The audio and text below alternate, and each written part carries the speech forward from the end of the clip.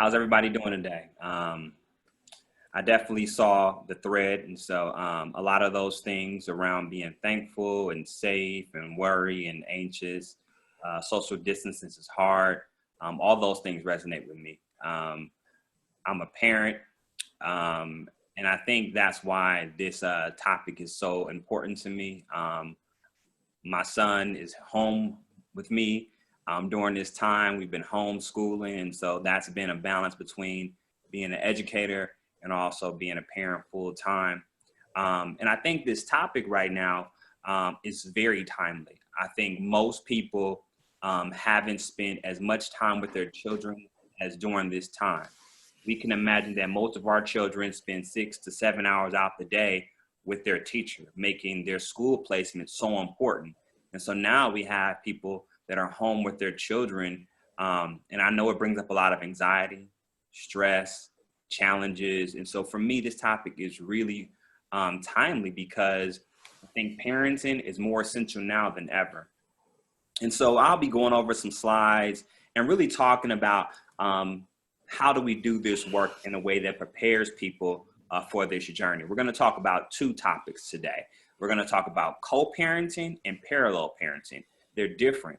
And I think it's important that we understand the language because I think sometimes we use co-parenting to describe all parental relationships. But I think they both are important and they both play a role. I'm going to share my screen with everyone and we're going to get started. This is me and my beautiful son, Malcolm Rashad Sills. He is 6 years old.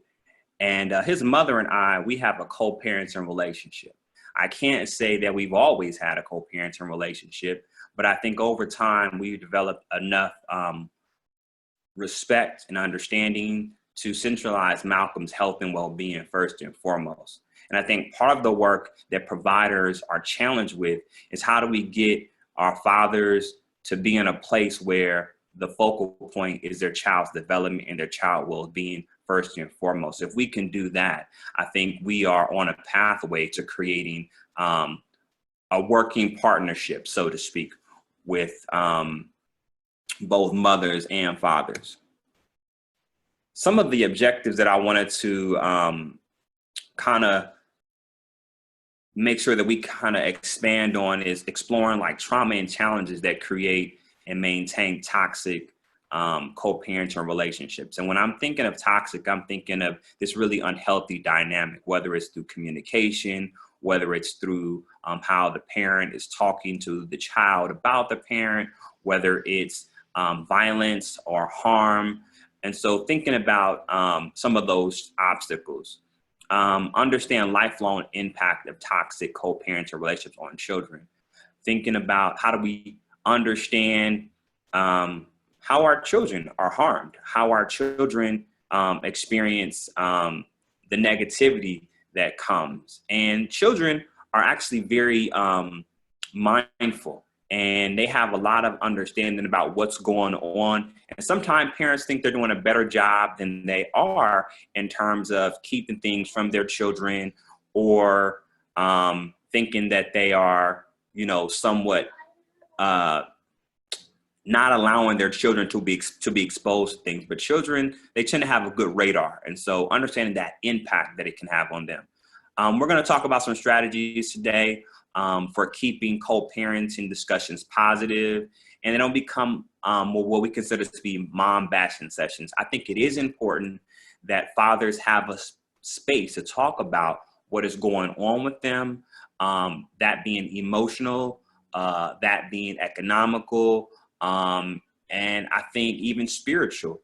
And I think when those things come up, sometimes it might be related to the relationship. And so we just have to create space that is safe, that they can actually unpack. I do think it's important that that these sessions be also helpful to developing emotional maturity. So how does one be able to speak to his experience emotionally in a way that allows him to acknowledge what's going on with him so he can address it?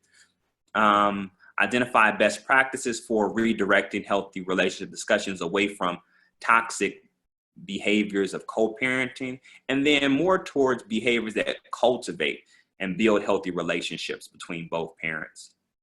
And then the last piece is we're going to think about like developing ground rules to help healthy relationship discussions, and think about wellness and how we show up for our children and essentially development of a healthy relationship.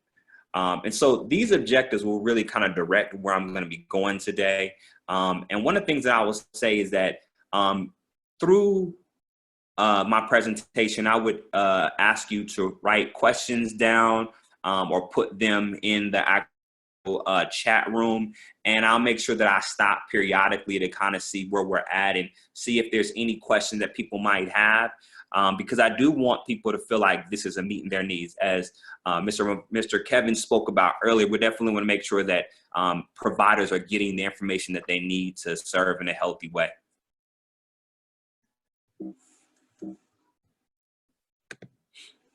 So 2 questions that I think are important that we think about as providers, but I also think that we help our fathers think about is what's needed to support the healthy development of children. I'm not sure how many of our fathers have spent time thinking about that. When our fathers come to us, they come to us in a spectrum of places.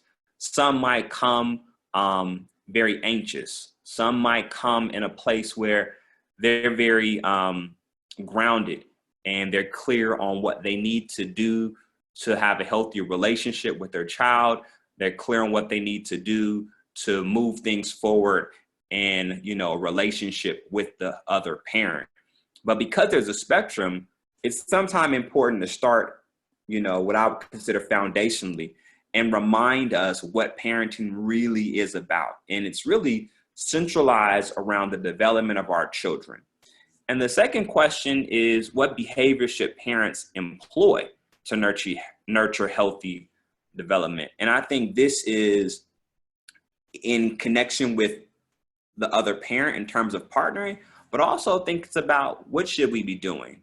I think about specifically, I spent a lot of time with my son reading, writing, spend a lot of time just talking with him over, the shelter in place. And so I'm very thoughtful about what is needed. And I think these are 2 questions that providers could think about as they are creating a space for fathers to have healthy engagement and healthy parenting relationships, but also have fathers think about it and talk about it. And I think this is where peer learning becomes essential, because in these spaces that we create, we also can create an opportunity where fathers can share and learn from each other about what is needed to have healthy development, and what behaviors should fathers employ to begin to nurture and support that.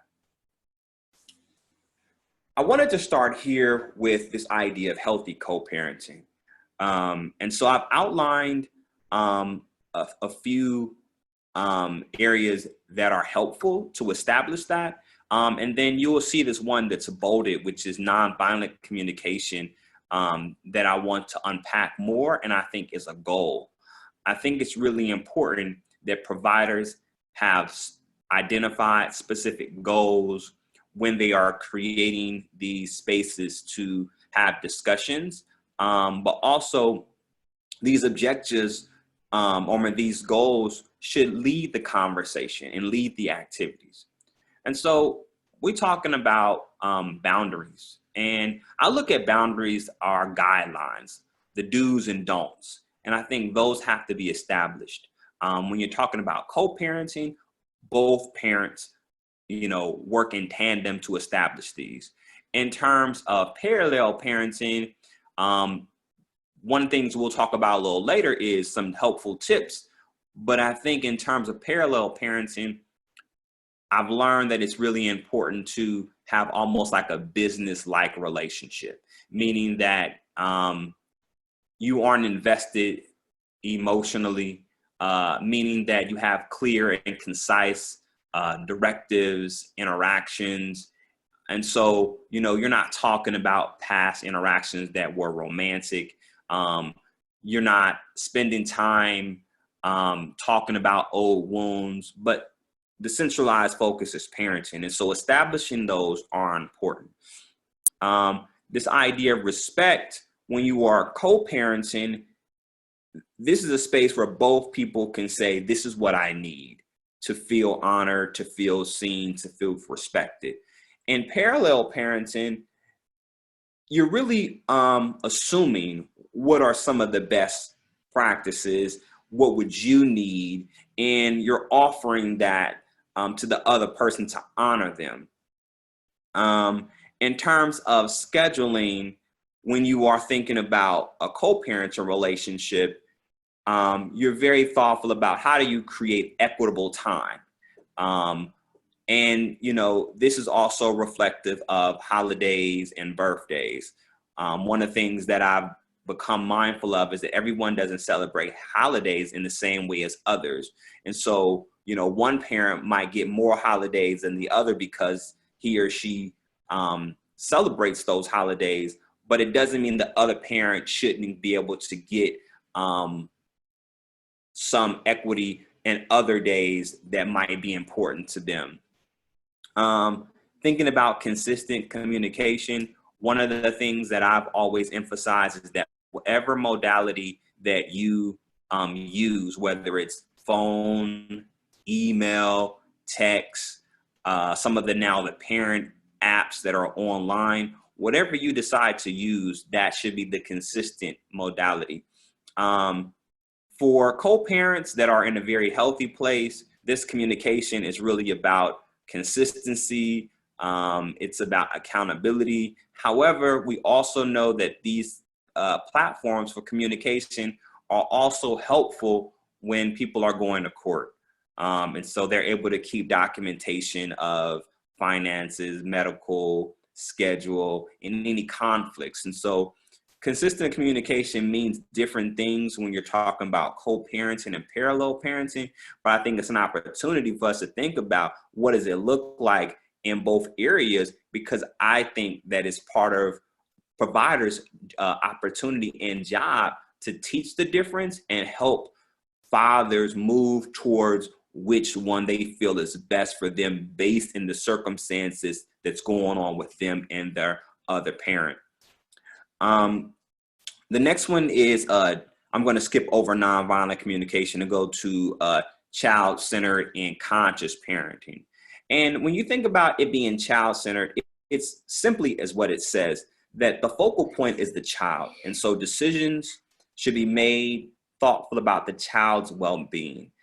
Decisions should be made free of what a parent feels or free of trying to get back at someone. And so when it's healthy, both parents are working together to think about, okay, what does our child need?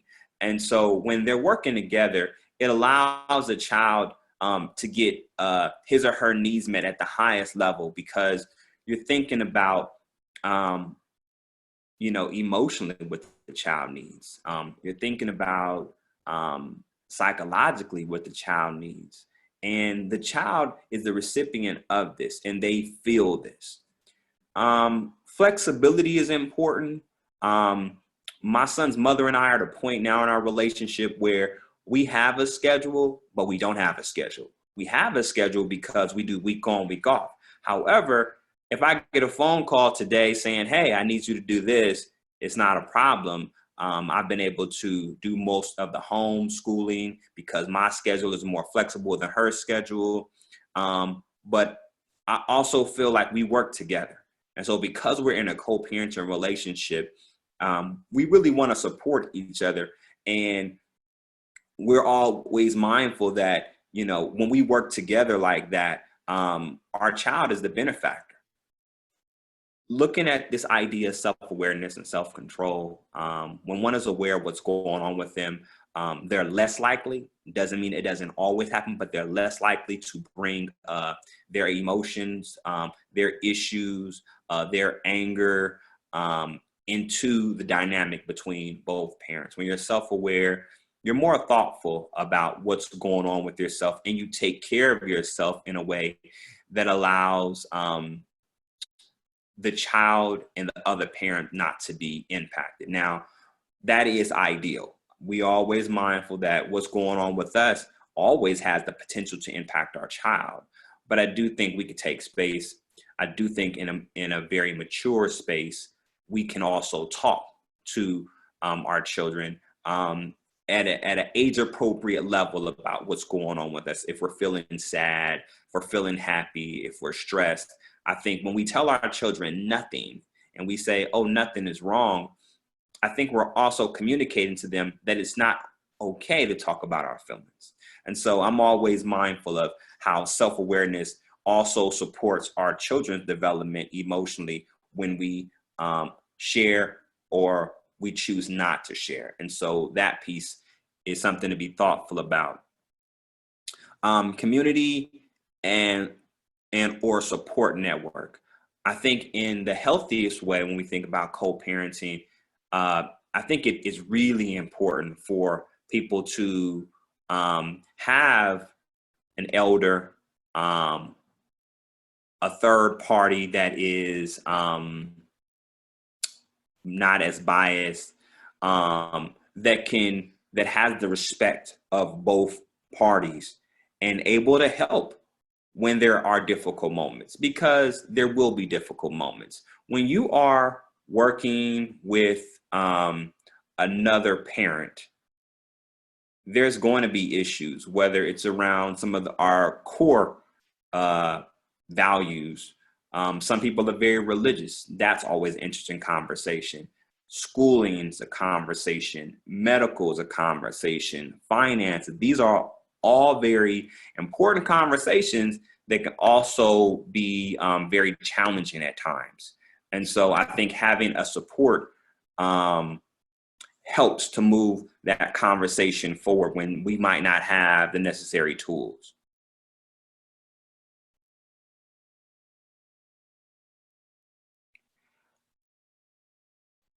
The last one is financial agreements. I think having financial agreements are important. Being mindful of what are the financial needs of the child. And this is always a very interesting place to be in. I'll share when my son's mother and I weren't in the best co-parenting relationship. We weren't really talking. Everything was happening via email. And one day I got a phone call from Child Support Services. And this was very difficult because prior to that point, I had been paying for all of my son's schooling, all of his medical, dental, childcare. However, his mother felt as though she needed more support. And long story short, we were able to have conversations over time where we didn't have to follow through on the child support. But that was a very difficult conversation. And I think it's very difficult for people that feel as though they're doing their best job to receive phone calls or letters stating that more support is needed. And so as providers, it's really important that we talk people through these things, that we give people tips and tools. I've learned a lot through my process. And so I think just creating a space to have those conversations are really important. But I think once those things are also established, there's less conflict. And so I think it's really important that we spend time unpacking those things. To the area that was highlighted, the nonviolent communication, I would say for me, this is foundational.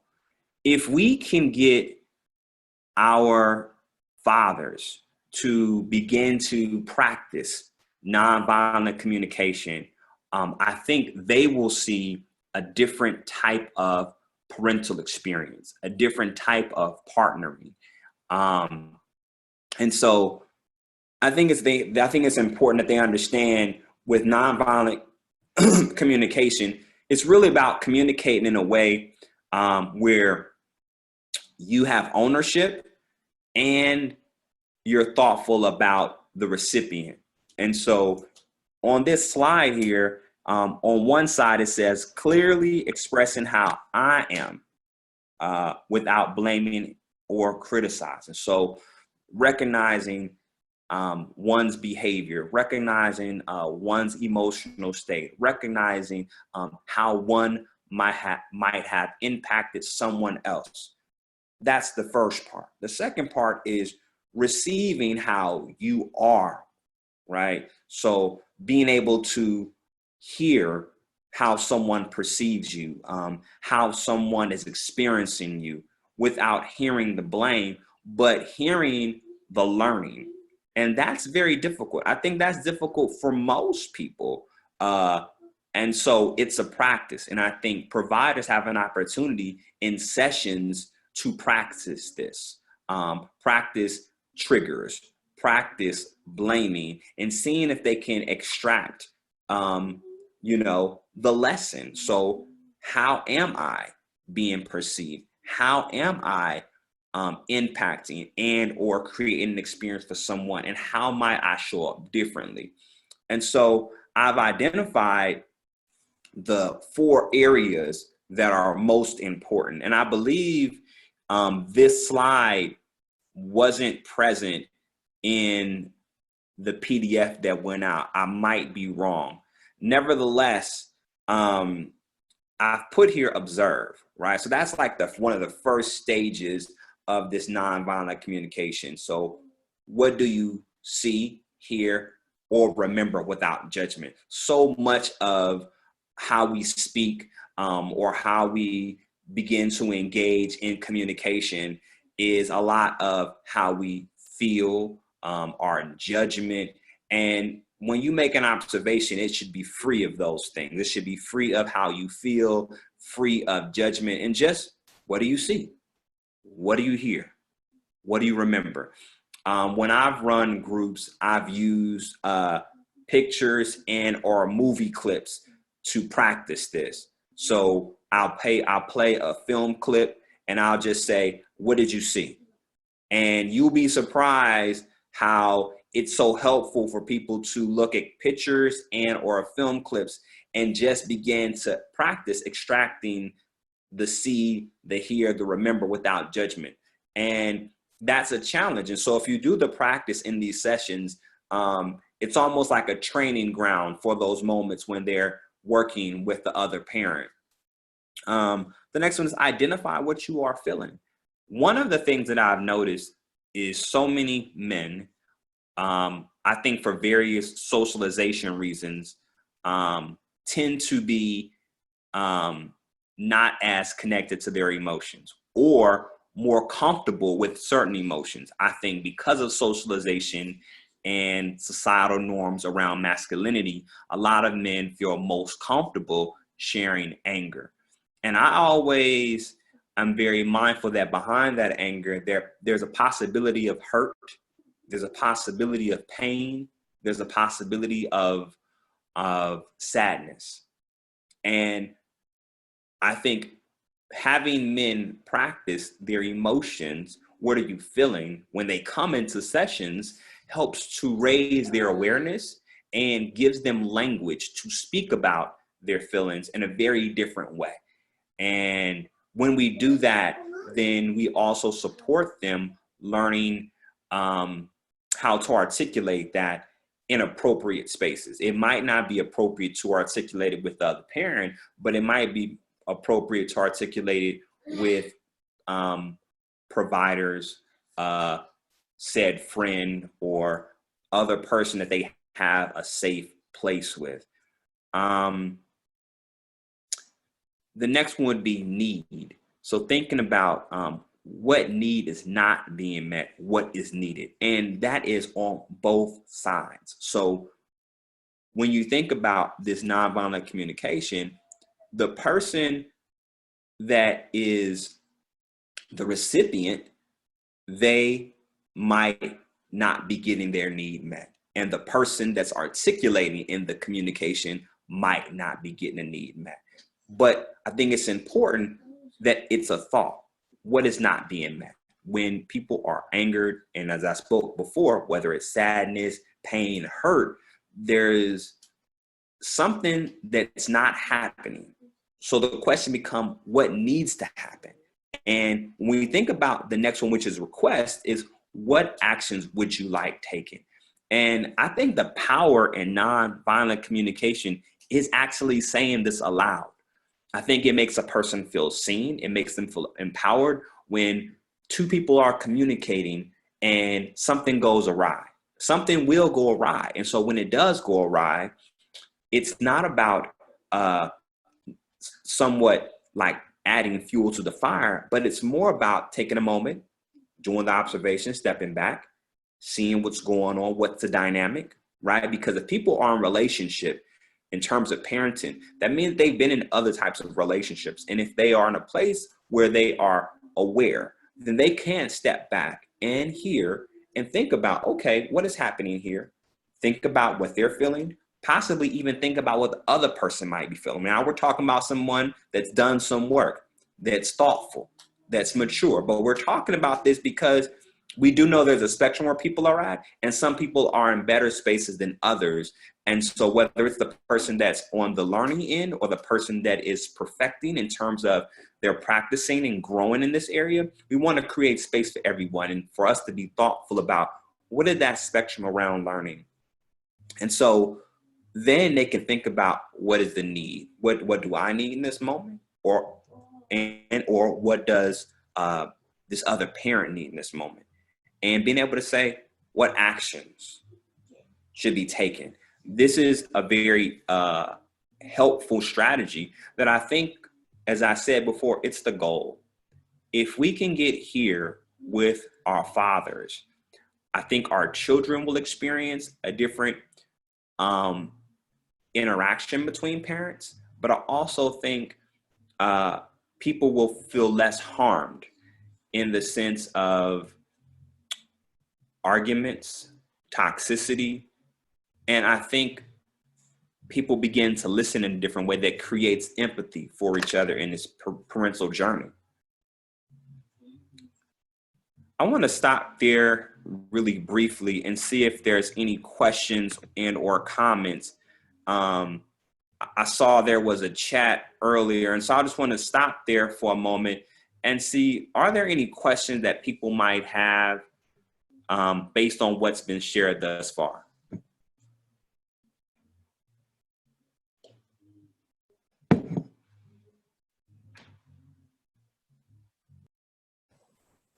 Jason, I've got a question. A lot of the fathers that we are working with, they are, they're in the middle of relationships where the communication is so broken down, and so explosive. Absolutely. And they may not have all of the tools that you have. I mean, you referred to your relationship in the beginning and how even you, someone with all the tools and all of the education and communication background that you have, you still had some hard times, is what I'm hearing. Absolutely. How do you coach those dads who may not have the background that you have and may not have the patience that you have, may not have the education that you have? How do you coach those dads and get them to a place where they can do some of these, use some of these practices of observing and identifying and understanding what the need is and not reacting? What do you suggest for providers who are working with those dads? Hold on, you're muted. Hello? Okay, there you go. So like I shared, I think it's really important that providers provide a space to talk about what their experience is. I think that's part of it. It's really being able to get it out. One of the things that I've experienced is that most men that's in this space that you speak of don't really have a space to really just emote, to just share. And some of them aren't looking for answers or solutions. Some of them just haven't had the space. And I think as you provide a consistent space to process, then people become more open to the tools. But there has to be a space just to process, just to be able to say how one feels, whether it's explicit language, whether it's feeling unfair, whether it's feeling angered. There has to be a space to process. And I think that's where the provider space is so important, is really being able to process, right? And as they process, ask them, how do you feel? That's a part of the processing and them thinking about their emotions and becoming more knowledgeable of their emotions. What are you feeling in this moment? Mm-hmm. Right. And so what I've often used is going back in the sense of, you know, when folks were in their early years in, you know, kinder, first grade, you would see those emotion charts. Mm-hmm. I've used those with both teenagers and adult men to help them become more thoughtful. Well, oh, there is a difference between frustration and anxiety. I didn't even know. Mm-hmm. Right. And even having them act it out. Lo, you feel like that? Act that out for me. Show me how that looks for you. Mm-hmm. Right. And so I think that helps them to have a different relationship with it. Right. But I think the processing and the observing of those feelings and acting out those feelings gives them a different level of knowledge around what's going on with them. I think that's really important.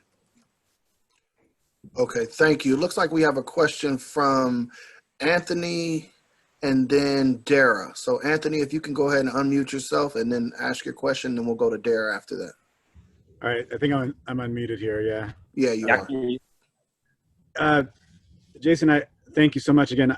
I know we in our circle at the library we prompted a few of these kinds of conversations about feelings around certain topics, and sometimes it's hard to get fathers to come out.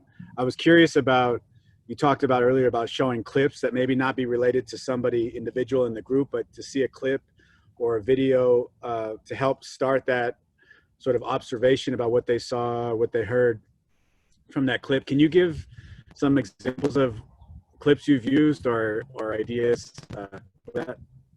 Yeah, I mean, one of the things that I've done is one of my mentees, he's a photographer, and I've had him take pictures of random men. And I've used these pictures as a way for people to get out of their personal experience, but to get into their more like emotional experience. And so one activities I do, I'll put down these men on the floor and I'll say, pick the man that has the expression that most describes your emotional experience with, you know, your child's parent. And it gets them to think about how they feel. And then it also gives an opportunity for everybody to share out. Well, why did you pick this? Why did you pick this individual? So that's one. I think with film clips, there's so many YouTube clips about fathers, whether it's poetry that's done. You know, there's a clip done by this gentleman, and I could send out some resources because I have a lot of these things in my database where this guy talks about what it was like to not have his father around. And so there's so many things out there that I think are helpful to kind of engage the conversation where it's not so personal, but it gets them to go within themselves and think about the emotions that might be, that might come up from watching, you know, said video clip. Does that make sense? Yeah, yeah. Kevin, yes. Who else do we have?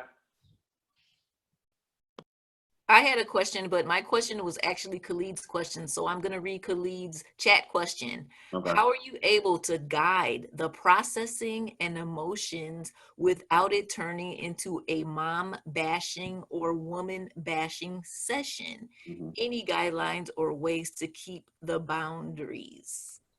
Well, we're going to get into this, to the role of providers and facilitators in a few slides. But I think that's part of it. I think you do have to create guidelines, right? In the sense of, what are the expectations of this space? That's one way.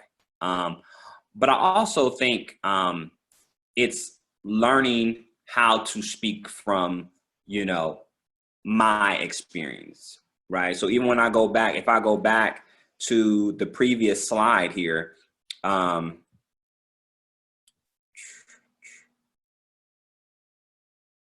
where did my previous slide go? And if you think about it, it says clearly expressing how I am. And so I think it's a practice. I do think you're going to have people want to share their anger, their frustration, their disappointment.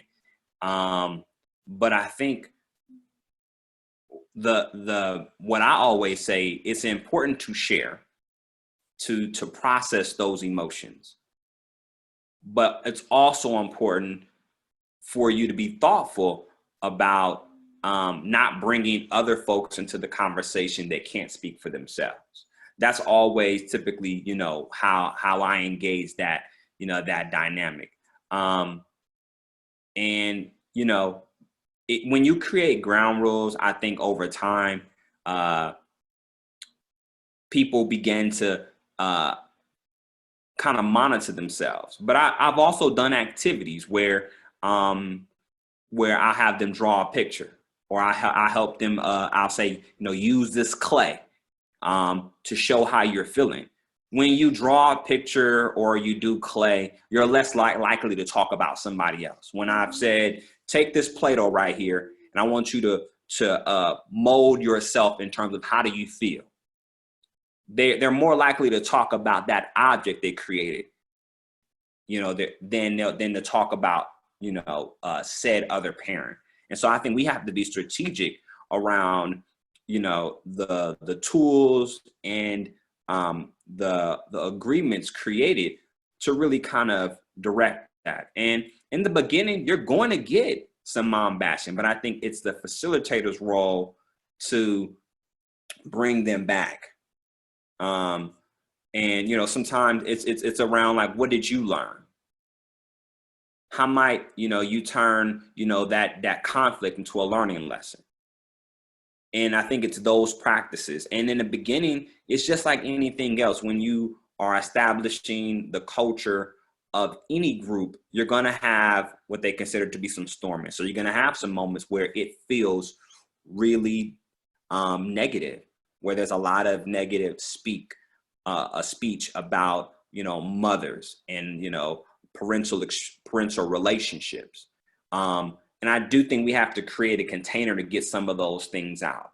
And then from there, be able to move forward in a way that allows people to be able to clearly speak about their experience, and think about how they might be impacting the other parent as well.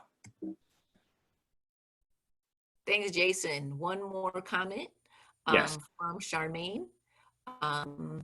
Kind of what was just shared, there needs to be a safe space to process these feelings. I also believe having a specific group that is dedicated to discussing nonviolent communication would be super helpful. Absolutely. Is that a question or a statement? I think it's more of a statement. Yeah. Correct me if I'm wrong, Charmaine. And I just want to go ahead, Charmaine. Hi, it wasn't a question. It was just a statement. It was just to piggyback off of what you said earlier. And Charmaine, are you talking about a specific group for providers to talk about that, or a specific group for dads to talk about the nonviolent communication? A specific group for dads. Got you. Like, how we've been talking about, like, how to facilitate the small groups. That is a specific topic that I think would be essential to discuss, even just to start off. Like, I think it would be helpful. Absolutely.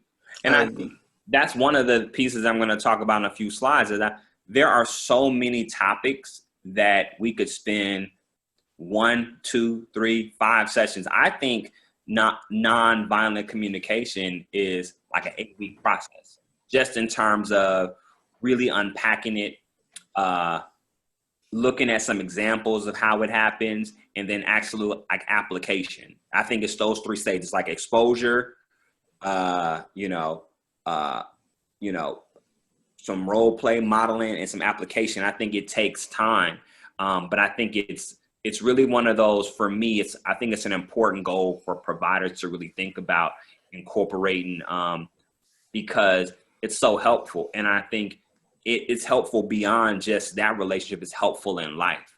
And so I think it's something that's really important. It makes parenting so much easier.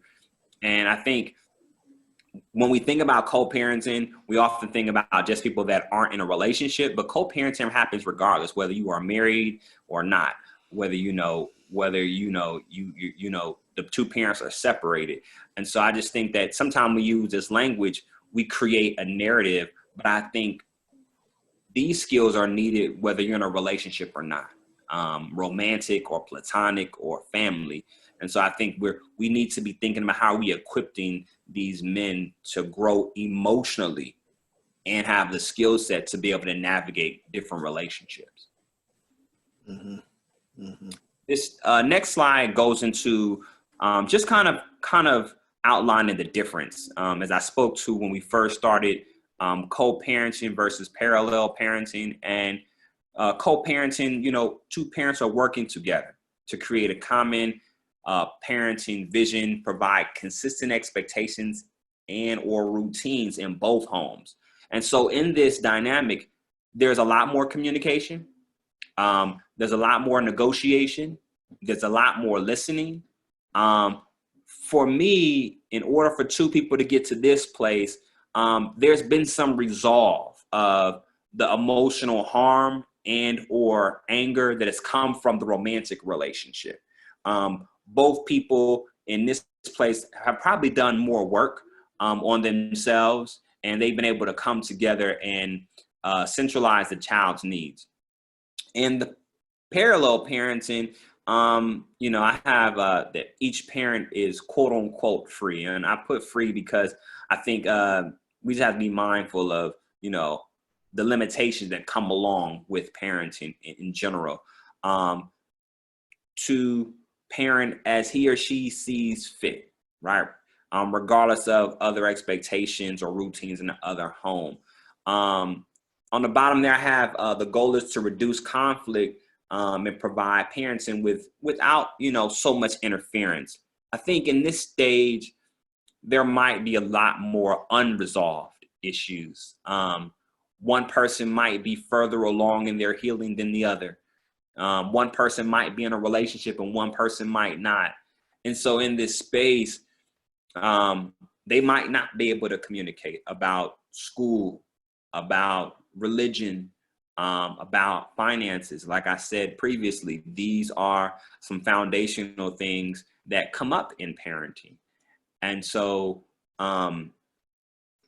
in this space, it's really to have the least amount of contact to limit the possibility of conflict.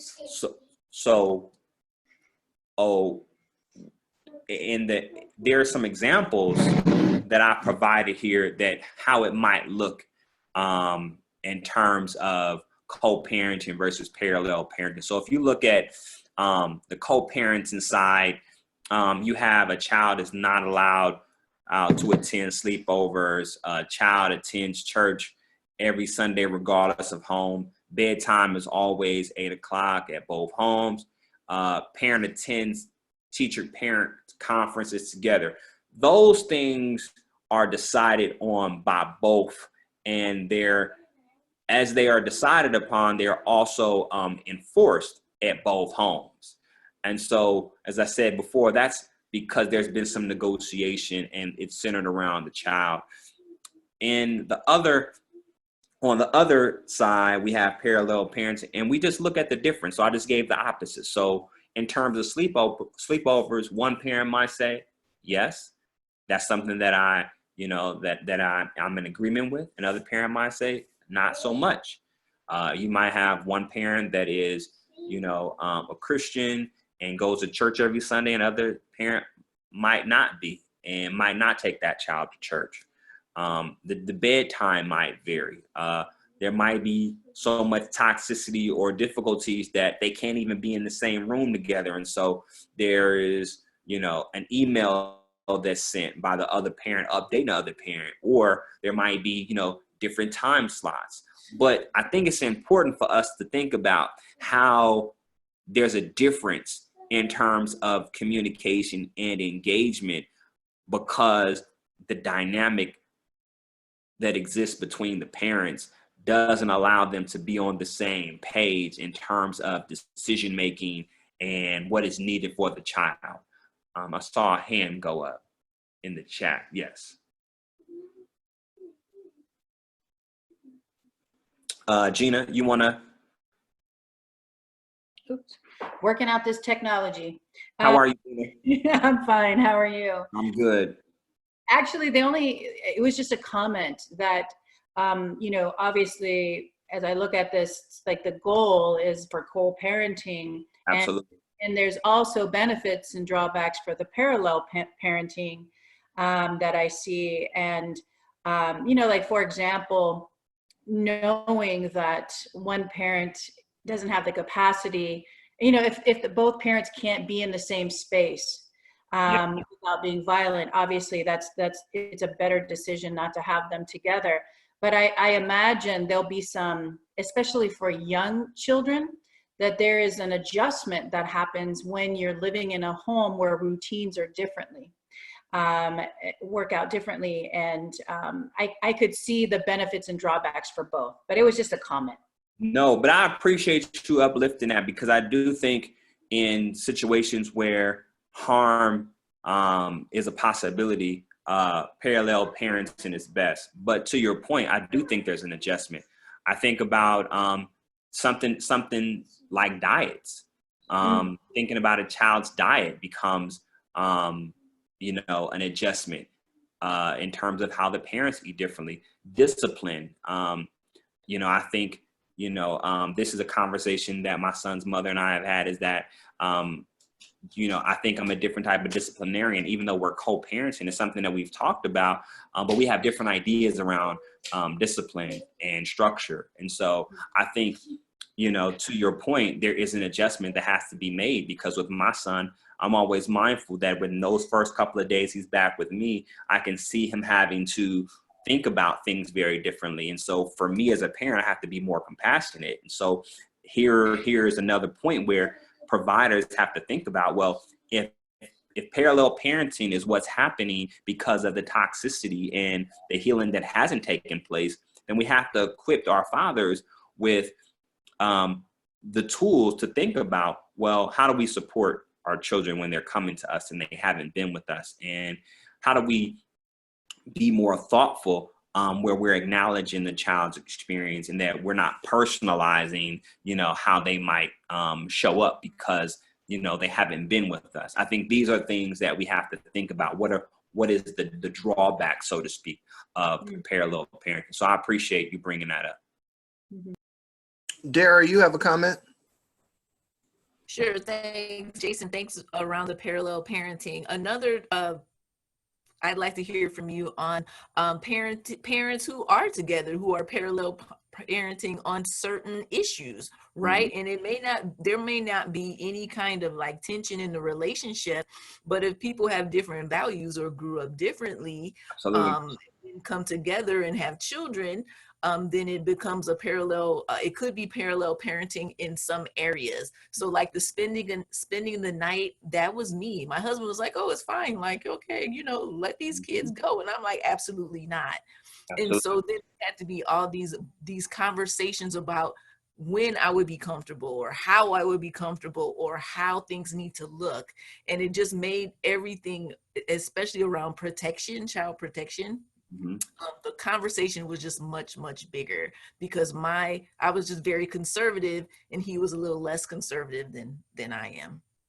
Absolutely. You're right. I mean, this parallel parenting piece does come up even in relationships where two people are still connected and have what we might identify as a healthy relationship. It might, like I said, it might come up around diet, television, recreation activities, You know, I think about how I've heard parents struggle about, you know, what summertime activities should look like. You'd have one parent that might be more, you know, connected to this idea that children need to be, you know, engaged in recreation. Other parent might be more thoughtful about education. And so this parallel parenting piece comes up. And I think what's important is being mindful of it. And, you know, the tips that I give here is like acceptance, right? And one of the things is that, you know, you can't control every situation. You know, I think it's very simple. Like when you think about parallel parenting, think about the dynamics that come up, accepting that you can't control every situation and letting go of trying to be right. I think ego comes up sometimes where we think that we must, you know, have control, or being right is so important, and letting go of being right and just understanding that there are certain situations where your influence is going to be paramount and others where it's going to be minimal. And so I think if you are child-centered, once again, I think that acceptance is easier to deal with. Thinking about minimal interaction. So in parallel parenting, when two people aren't able to have, you know, a co-parenting relationship and there still is unresolved feelings or toxicity, you want to think about safe visitation, safe drop-off, safe pickup. I think early on, my son's mother and I were never volatile in terms of like physical violence, but there were times we couldn't communicate. And so my son was always being dropped off and picked up at school. And we both had a good relationship with the teacher. And so we never really had to interact in terms of, you know, the drop-off or pickup. And my mother was also a third party as well, where my mother had a good relationship with both of us. And so she was able to kind of facilitate some of those things where he wasn't in school. And so I think the minimal interaction is helpful, because one of the things that's needed around healing is just space. And I think if someone has space to have less interaction, I think they're able to have what is needed to begin to resolve some of those emotions and begin to think about even, you know, their own wellness. And so I think that minimal interaction is important. And so it's also to the next point, which is thinking about how to communicate. And I put here, keep it business-like. It should be concise, to the point, unemotional. Using emails, I have there, text messaging, parenting apps. What I would recommend is that whichever one you choose, as providers, we should encourage them to only use one. That way, everything is pretty much organized in one centralized area. But I think it allows them to keep up with everything. But I also think when it's unemotional, you're not bringing up the past. You're not. You're less likely to be pointing fingers. And so when you think about a business transaction, you're really thinking about what is best for both parties in that moment. How do you get it done efficiently? And then the last one I have here, which is shift conflicts to learning opportunities. I have here, for example, if your kid struggles with your ex's behavior, try to focus on the lesson, not the behavior itself. So if your child, you know, is upset because they had to go to bed at 7 o'clock, I think it's a learning opportunity around, you know, being able to talk to your child about how sleep is important for their wellness and how sleep is going to help them be alert in class and give them energy. And rather than saying, you know, well, your mom makes bad decisions, I don't like what she does. Like, I think it's help the child see the learning rather than the bashing. Jason, I know we're kind of up against it, but just real quick, I got a one comment and then a question. Yes. You mentioned ego. I think removing your ego is one of the most important things and most critical things that you have to do as a parent, whether you are with your co-parent, meaning cohabitating or not. I think, fractured egos has a lot to do, is the root of a lot of arguments that go on. That's one comment. And then the other question is, what are your thoughts on, bringing in new partners to, whether it's introducing them to the child or introducing them to the co-parent? What are your thoughts on that? That's a great question. And I would say that there's probably a spectrum of answers to that. I would always say, be respectful, but I also know that means different things to different people. I'll share my experience.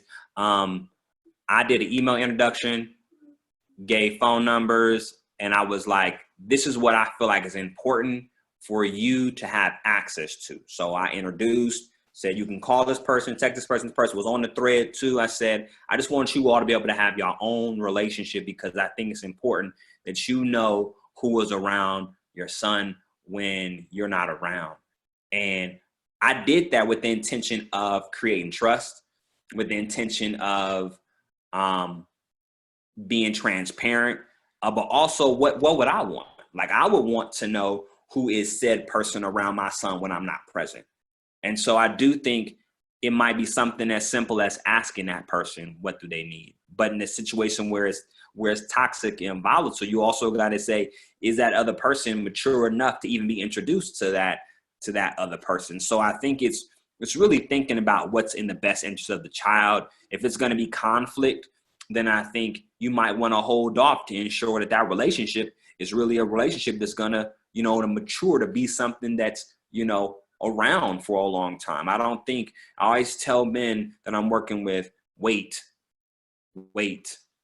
truly think about and explore, where do you want this relationship to go? And is this a relationship that you feel like, you want to share with your child?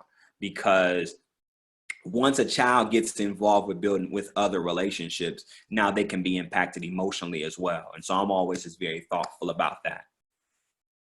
To this piece around the role of facilitators, establishing the culture for the providers, I think these points here are really important for you all to think about. Some of these things I feel like are what we consider to be normal in terms of groups having, one voice, confidentiality, thinking about the structure of the group. Is it educational? Is it skill, developing? Is it more, centered around building emotional wellness? But thinking about that structure is also going to inform, the type of activities and or learning that's going to be happening in that space. Thinking about, what are the rituals? Do you start off with check-ins, icebreakers, videos? Are people writing, their thoughts out? But these are rituals, and what I consider to be rituals these are activities that happen every session. And so, usually rituals are tailored to the comfort and or education level of the facilitator.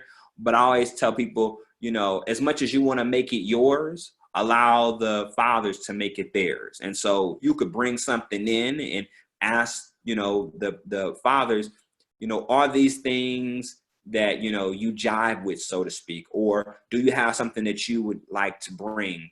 But those rituals, I think, allow for there to be consistency, buy-in, and develop, the feel. How does that space feel for them? Are they being nurtured? Do they feel safe? And that moves into agreements. I think agreements should be established first and foremost and should always be visible. Once again, I would say, for the facilitator to establish, 3 to 4, and then allow the group to, to identify 3 or 4 more. I'm always thoughtful about when I was doing therapy years ago. It was one of my many professions. I was a therapist in my former life. And I was always very thoughtful about the room. How did it smell? where the chairs were, was there food, pictures that I had up, because, you know, those things, you know, whether we want to acknowledge it or not, they impact how groups tend to unfold. So being thoughtful about that.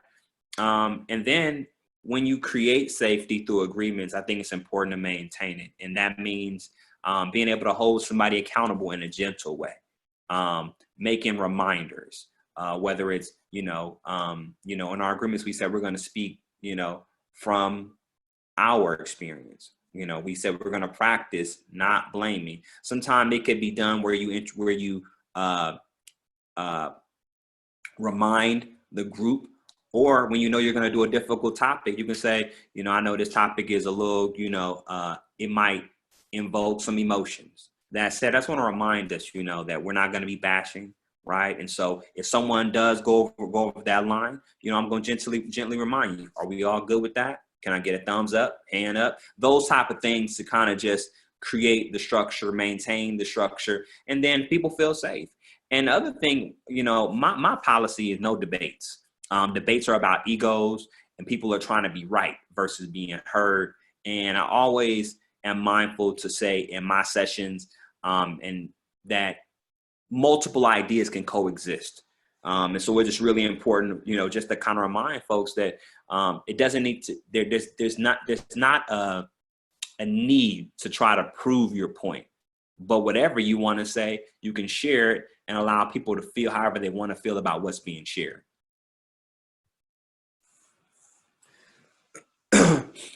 Here I have like what I would consider to be strategies for healthy groups, but also these are activities as well. I think like role play is important. Happy and difficult moments. I think if we're talking about running healthy groups in terms of building relationships and supporting the child, I think it's important for them to practice, your child too fell out. How you gonna respond to that?